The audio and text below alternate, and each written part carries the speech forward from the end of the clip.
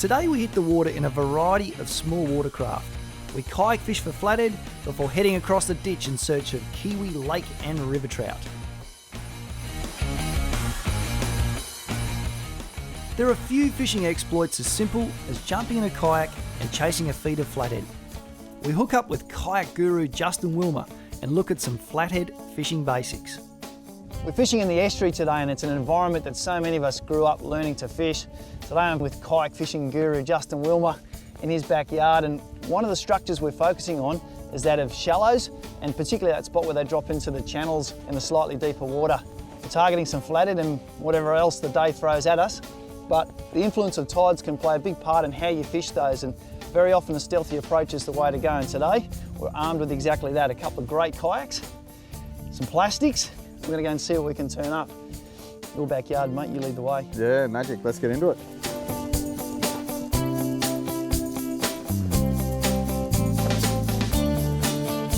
That tide's coming in now, so they're pushing right up on that edge, that's for sure.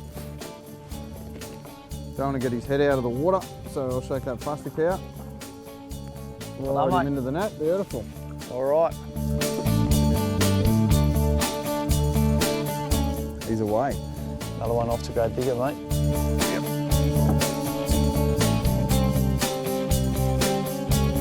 That's a little bit better. Nice fish. You can see then a lot of people get in a bit of a hurry to get the plastic into the yak. Don't worry about being in a hurry. That plastic's nice and soft, so once the fish hits it, they'll probably rattle it a few times. So slow down's probably the number one bit of advice I could give to anyone fishing soft plastics. Get that plastic right up in the shallows, let it hit the bottom, give it a few hops, make sure it gets back down to the bottom, hits the bottom again, because that's where these flathead are laying. Nice little flatty, not a monster fish, but you'll often find a lot of small flathead like that sort of size. And I always say, where there's smoke, there's fire. If you're getting a few flathead that size, it's worth persisting in the area a bit. You'll probably find there's a lot of little males around, and then you just got to catch that big female one that's in amongst them. Quite a bit of weight, this one. A little bit of incoming tide's got them moving, that's for sure.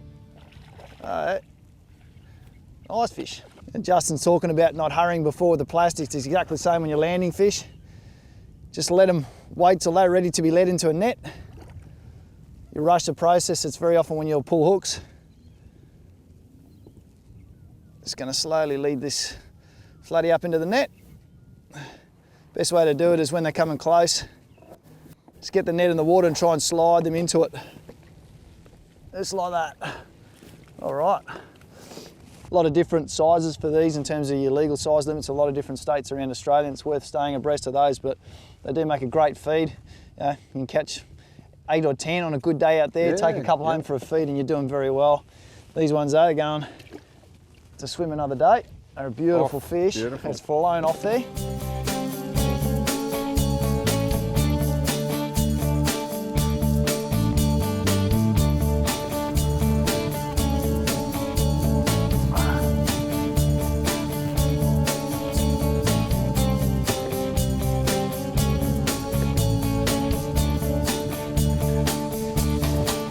Bad flatty there, Justin, I reckon. Slightly different tack now. The tide started running in. We're just fishing around the edge of a weed bed that's now starting to flood. Whereas we were jigging plastics down the ledge before, we just started slowly rolling these plastics out of the weeds at the moment. It's a sneaky little tactic of Justin's, and I reckon that's about the third retrieve I've had like that, and we're away. So, pays to sometimes vary those retrieves until you start having a little bit of success. There we go. Lovely fish. Just sitting there waiting to ambush stuff around the weeds. A little Z-man wiggled its way out and looked just like what he was after, I reckon. The flathead are prime ambush feeders, which you can see by the shape of their body. He's just used to putting himself in the right spot, doesn't want to exert a lot of energy, and then wait for unsuspecting prey to come past, and then he's got a very good turn of speed, which means he'll grab a lure whether it's jigged or slowly rolled. It's just a case of finding where they're most likely to lie and then presenting a lure to them. And if you can be sneaky in the way of getting up on them in something low lying like a kayak, it just makes it all the easier to sometimes tempt them. I'll get this guy back in the water. There he goes, shooting back to his weedy little hidey hole. And that's what he's taken a liking to at the moment, a slowly rolled Z-man. Big paddle tail on it, wiggles its way. Gone with a really nice golden fleck, throws a bit of light out there in what's a bit of a gloomy day. Jigged or rolled, a lure like that's going to get you plenty of bites.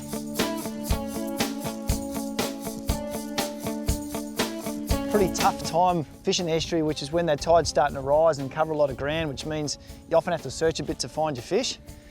Try and find that bit of a pattern where you can find a concentration of fish feeding in a particular way, and that's what you want to do because that's how you're going to catch the most fish. A good way sometimes is to get out and search with not just the boat but also your eyes, and having a kayak that allows you to stand is obviously a big advantage. At the moment, sitting at about a metre or so of shallow rubbly ground, it's mixed weed and sort of gravelly sort of bottom. And it's a case now of just standing up a little bit higher lets me see the colour changes, allows me to prospect a little bit better with my casts. Cast at the edge of colour change. It's often a great way to find flathead and bream and whiting and species like that. They often like a bit of protection when they're in the shallows feeding. So anywhere where there's a colour change, good chance you're going to find them there. So don't be shy to get up and have a bit of a look around. Sometimes it can change the complexion of your day. Oh, that's nice.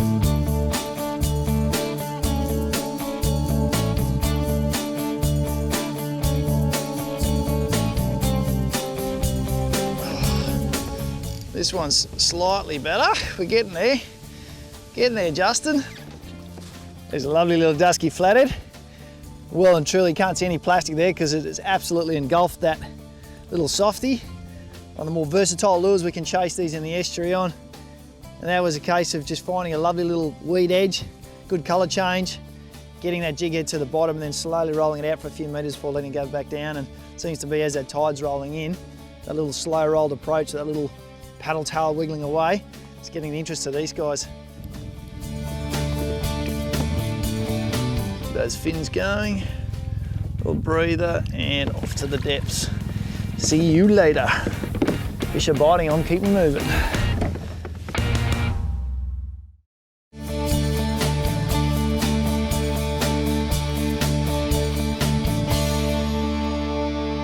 When you set up your yak for fishing, there's a few key accessories you'll grab. You'll probably make sure you've got a good seat, paddle, PFD, and away you go.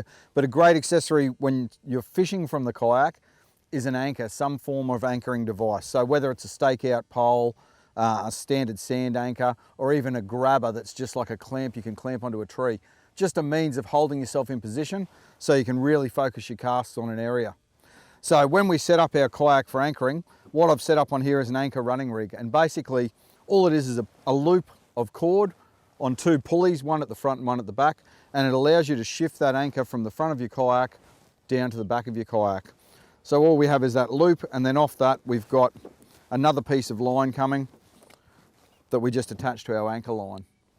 So by shifting that from the front to the back, we can swing our kayak and face into the current and work that area. We can then swing it back the other way so that we're facing down current and work that area as well. So realistically, you can fish 360 degrees around your kayak when you're anchored, and also you don't go flying past that nice gutter or bit of structure that you're wanting to fish. So I've just got a Cooper poly anchor here. I'm just going to deploy that anchor and I'll show you how our anchor running rig works. All right, so I'll drop a bit of rope out there. So my anchor's out the back there and you can see my anchor's grabbed, but you don't really want to be anchoring side onto the current or you put yourself at risk of tipping out of the kayak. So what we've done, we've attached our line to the anchor running rig. We'll let our anchor run out. And now we can shift our anchor just by moving the pulley. We can shift it to the front of the kayak. So we're now anchored so that our front of our kayak's into the current, and we can pepper all of that area there with casts so we can cover that area really well. To move the kayak anchor, we simply slide the pulley system so that our anchor moves to the back of the kayak, and you'll see the nose will swing around, and now we can cover this whole area as well with casts. So by having an anchor running rig, we can quick and easily move our anchor from the front to the back of the kayak and effectively fish 360 degrees. One of the hardest aspects of fishing out of a kayak is very often the fact that it's difficult to control a kayak. Not so anymore with the native watercraft Mariner 12.5 and this propel system that they've got. It's a beautiful little pedal setup that allows you to pedal forwards and backwards, and I think it's one of the greatest inventions for the kayak angler, because what it allows you to do is just stay precisely where you want to be in the water at any given time. And when you're retrieving lures, that's very often the key to making that lifelike imitation of part of the food chain and getting those bites. There we go. Shaking his head like a flathead. It's a case of just drifting down that weed edge and just a mixture of initially hopping the plastic and then slow rolling it out. The key being to try and keep the kayak ewe in the plastic at that same position in the current. This is not a bad flatty. Oh, here we go. Stay on, stay on, stay on. Stay on. Come on. Oh. Very pleasurable way to fish with light spin outfits. Flicking your soft plastics as you go. Any spin rod in the 6'6" to 7 foot range. 3-line reel in that 2500 size. Go down to 1500 if you want, 4-pound braid. And a leader, probably no lighter than 6 pound. 8 to 10 is a good starting point for flathead because they're pretty sharp little mouths and they can rub off those lighter leaders. But light outfit, match it up with a good plastic, fish those edges, you'll be having fun in no time. Happy camper, one of our great little predators of the estuary.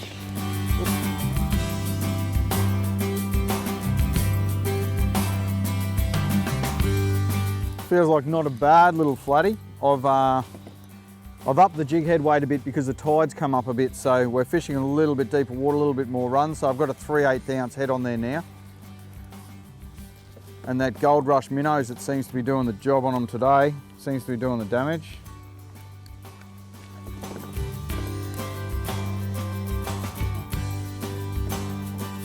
A nice table size fish. Handy accessories you've seen that we carry with us. Landing net makes it nice and easy to land a fish. Lip grips, boga grips makes it nice and easy to handle the fish, and it also makes it easy for a release in the water as well. In this case, I'm going to swing him around and slide him into the ice box. So you can see there on the back of the Mariner 12.5 there's plenty of room to put an ice box on the back there, so you can take a feed out with you and also put some ice in there and make sure you look after your catch, so when you bring it home, nice and tasty with your fish chips and salad, so everybody at home's happy. You can see on the back of there, that goes right back there. We've got a big flat platform. We actually use these yaks for camping out of as well. So you can have an ice box, dry bag with your tent and accessories on the back there. You've also got plenty of room in that front hatch, so you can load a fair bit of gear on this yak and head off for a couple of days fishing.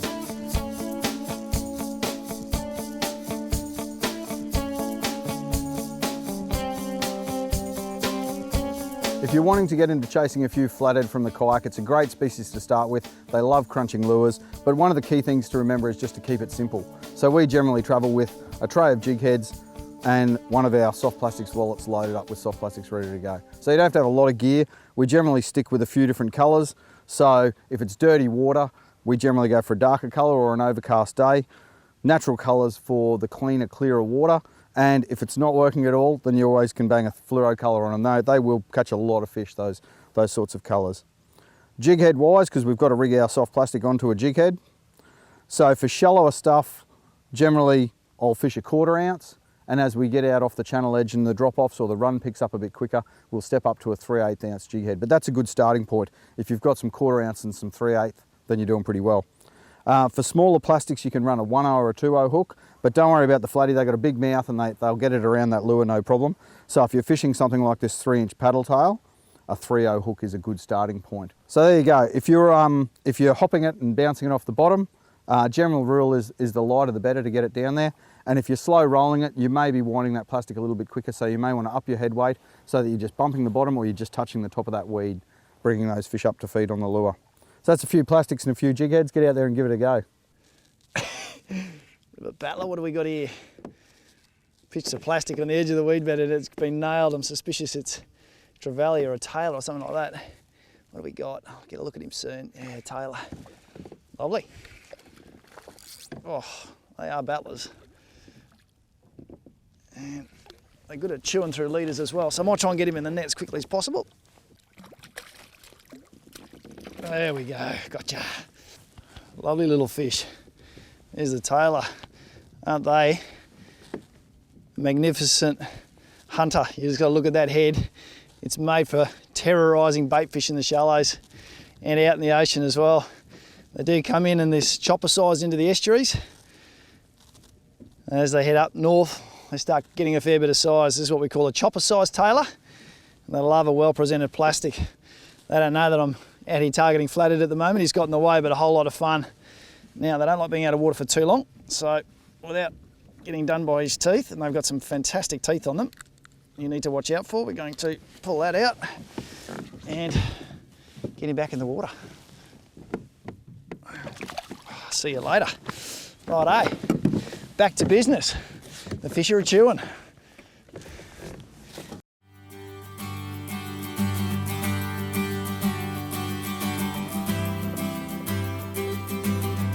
Again, we're just working the edge. Those fish, they're an ambush predator, the flathead, so they love to hang just on the edge of the weed or in the patches of sand and wait for any sort of prawn or bait fish to go past. We're fishing with a 3-inch paddle tail. So the great thing about a paddle tail plastic is that its little tail will kick along whether you're slow rolling or whether you're hopping the lure around. You've got plenty of tail action in the lure. He's absolutely scoffed that down.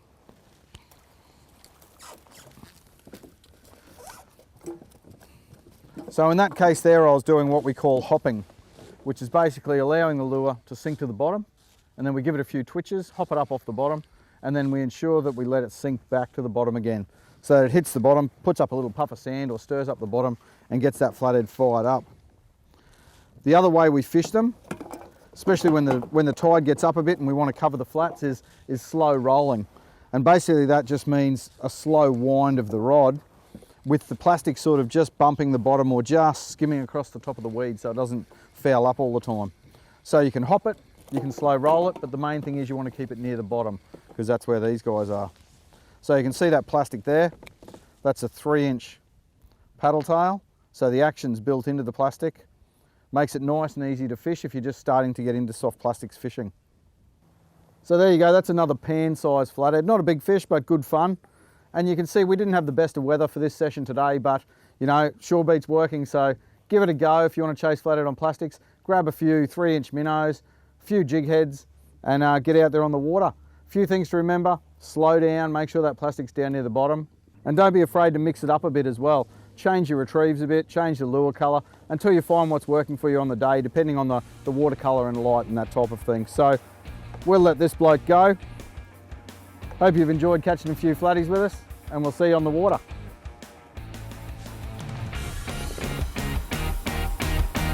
Magic.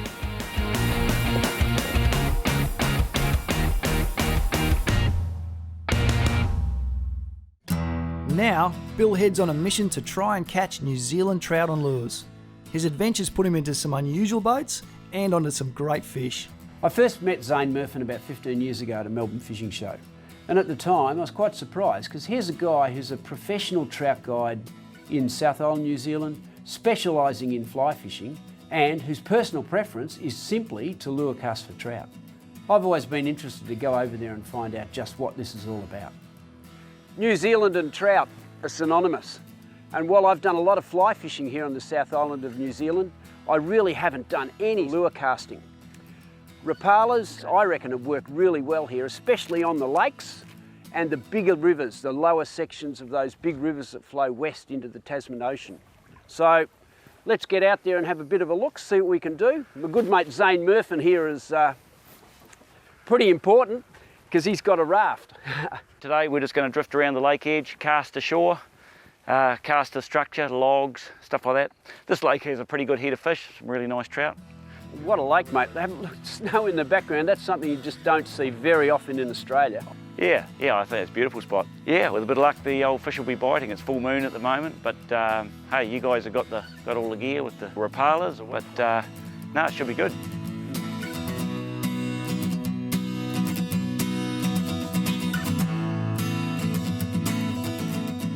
And I think the trick with all of these lakes is cast with the wind, cast as far as you can away from the boat. It's funny when you're fishing from shore, isn't it, Bill? You're always trying to wade out and cast out as far as you can, and then with a boat, you're trying to go in and cast as close to shore as you can. The good thing about these lakes too, the fish are quite aggressive, so I like the idea of retrieving that because you cover a lot of ground and you'd have the chance of running it across fish throughout the whole retrieve. It's a matter of just prospecting around, finding out where they are. Once you find them. Oh. Now he hit that 3-4 times then. 4-pound braid and 6-pound fluorocarbon leader. All right. Lovely. Well, there we go. New Zealand Lake Brown. That's a neat little fish, hey? How good's that? Easily a kilo. And you can see why we use the spotted dog colours. Really see it there, you know. Even on this dark fish, still see the colours there, the red and the faint halo. You're teaching me all your tricks, Bill. No New Zealand fish is going to be safe, I reckon. Oh! There it goes. Oh! This might be a little bit better, Zane. Yeah, yeah. Whoa! They like going under the boat, don't they, Bill? Don't they? Oh! Beauty. We established pretty quickly that we could catch them in lakes. Now, I really wanted to fish some big rivers in New Zealand because that's the difference between Australia and New Zealand. In Australia, we just don't have that big water. Rivers like the Buller, which is just huge, and rivers like the Arnold, which actually simply flows out of a lake, in this case, Lake Brunner.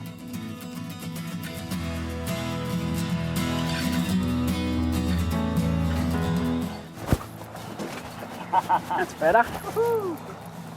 That's not big, Zane, but boy, are they fit. Oh, it's not that small, Bill. On the net.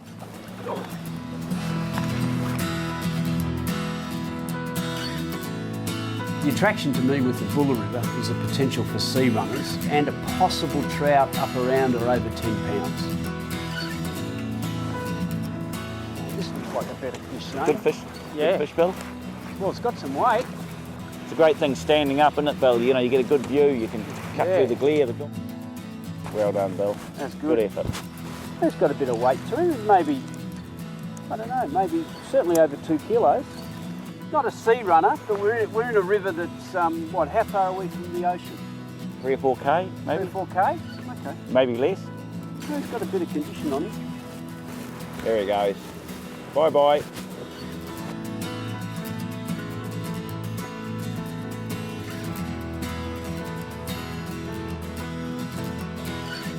Oh, Zane!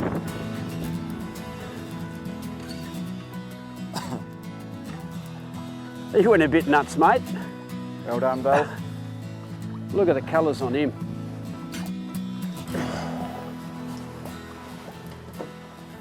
And he's nailed that big Rapala. Not the best lure to cast and retrieve, but maybe not quite the sea runner we're after, but you can't complain about that trout. That's just lovely.